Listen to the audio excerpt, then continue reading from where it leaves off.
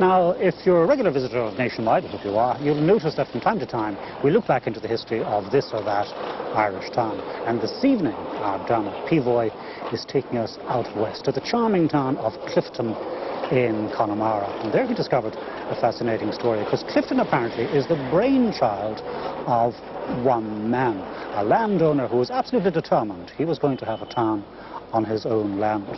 Dermot's guide for this visit was a local historian who has produced several books on Connemara and on Clifden itself.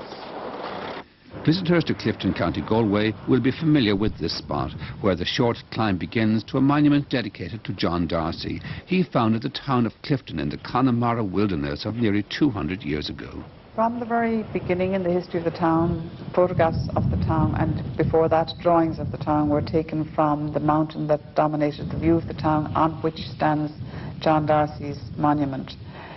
This view of Clifden is a very attractive view, and it's one that's used by Bord Fáilte when they're trying to sell Ireland, not just Connemara. Clifden has a wonderful history.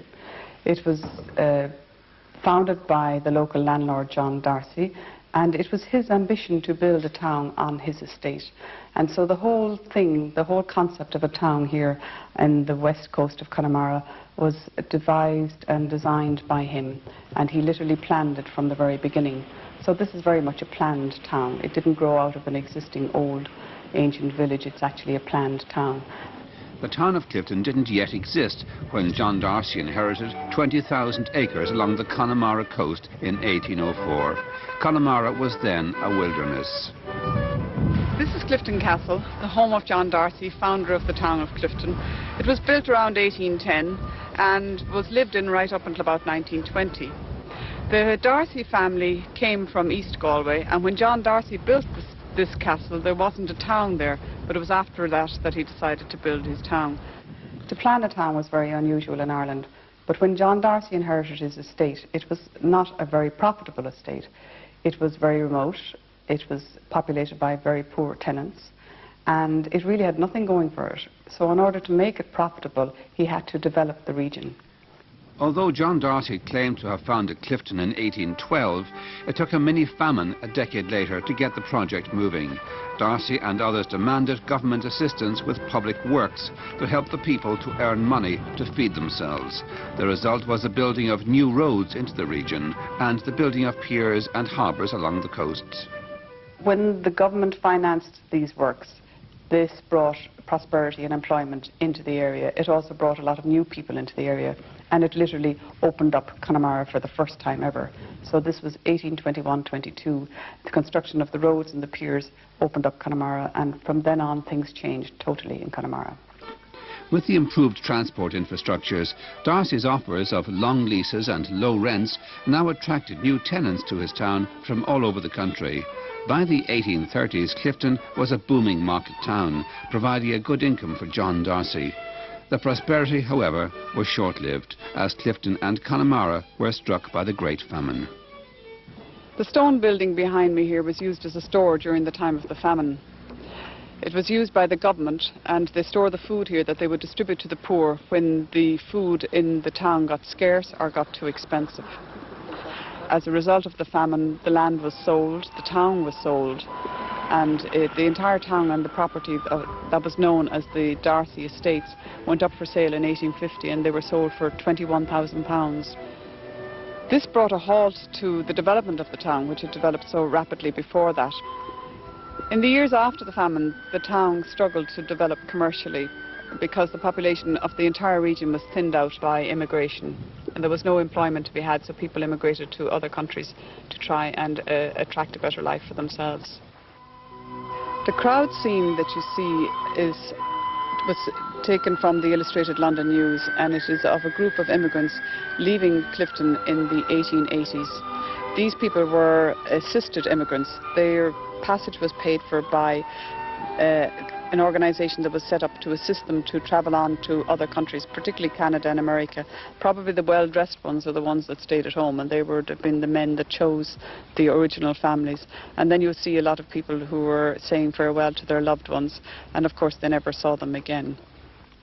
The town began to pick itself up again only with the development of the Connemara railway in the 1890s. The focus at the time was to rejuvenate the area by constructing the Galway to Clifden railway.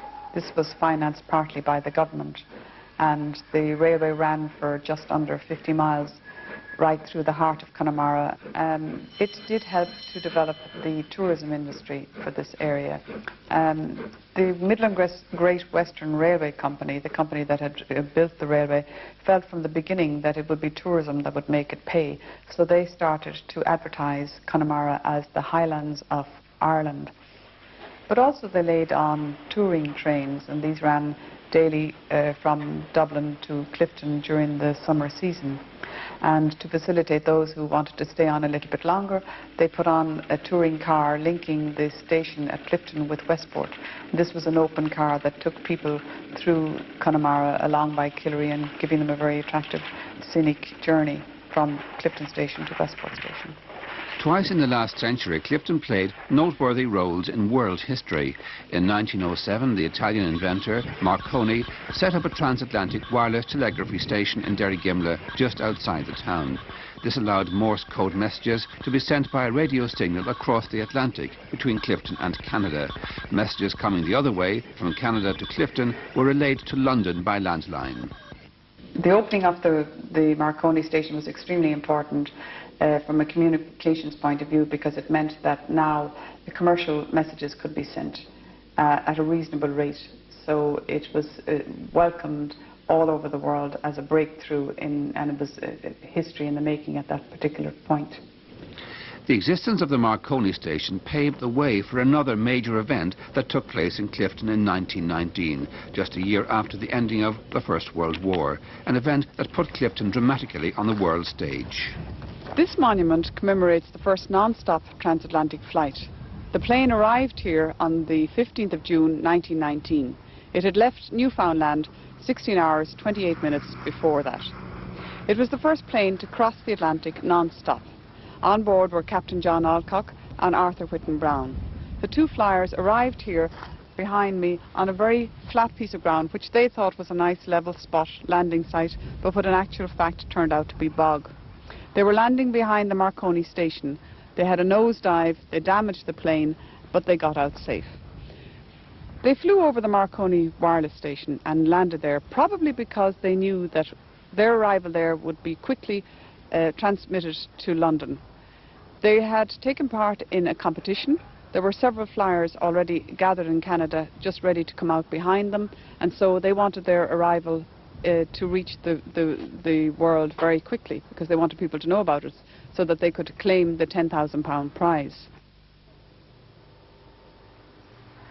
So here are our two flyers, Captain John Alcock and Lieutenant Arthur Whitten Brown, as they were after they arrived and enjoying a glass of whisky. Also among the memorabilia here in Clifden's small museum are the boots worn by Lieutenant Brown. Both he and Captain Alcock are also commemorated in the name of one Clifden hotel. Marconi is commemorated in the name of a Main Street restaurant, and the name of the town's founder, John Darcy, is proudly owned by a seafood bar. Clifden remembers its history to good effect in the hospitality industry that historically has given the town its most enduring raison d'etre.